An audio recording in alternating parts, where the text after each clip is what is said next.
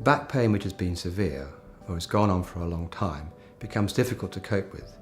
It starts to affect your mood and behaviour, and that in turn affects your ability to tolerate the pain and even how strongly you feel it.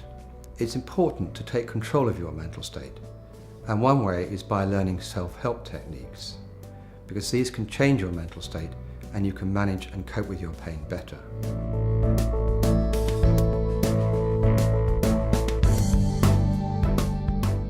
Goal setting is an important way of gradually improving your function and quality of life.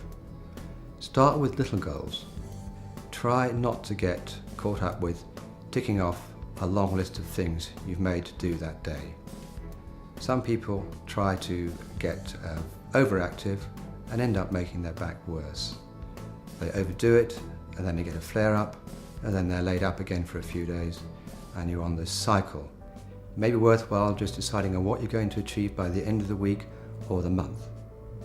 There's a danger if you set the bar too high, once again you overdo it or you don't attain the goal, and that's disappointing. It affects your mood as well as your back pain.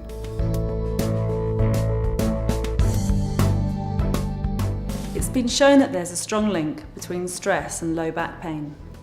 If you can take time out of your day to do some relaxation techniques such as yoga, Pilates, Tai Chi, going for a brisk walk, or taking a long hot bath, these are all techniques that can help you to unwind from the stresses of day-to-day life.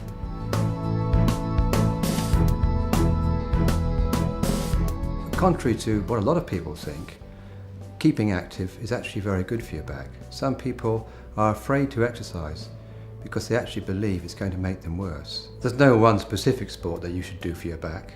Walking or walking fast, jogging or even running. Some sports and activities do put added strain on your back. For example, in golf, tennis, badminton or bowling and cricket, people who do that really ought to be strengthening their abdominal and back muscles. Staying active isn't all about playing sport. There are lots of little changes you can make to your everyday life which can make a real difference. It may be simply walking a little further than usual or walking faster, or going for a swim or a cycle ride. I've always felt that exercise would aggravate my back, but keeping active has made a world of difference.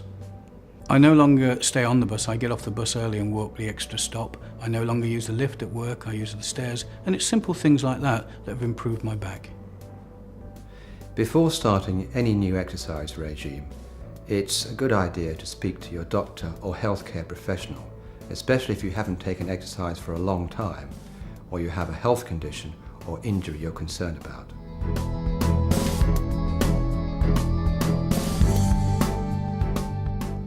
Because back pain can fluctuate quite wildly, and you can have good days and bad days, it can seem unpredictable. So if you record your pain and the activity you were doing day by day, you may look back and find a pattern.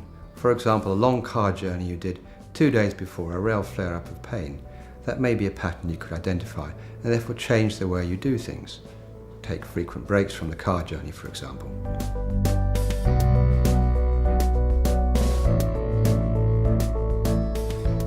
The other important thing is that you seek help and support and talk to people close to you.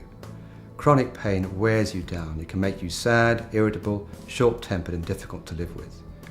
Get advice from your doctor or other healthcare professional or local clinic. There may be support groups you can find in your area which will also give you help.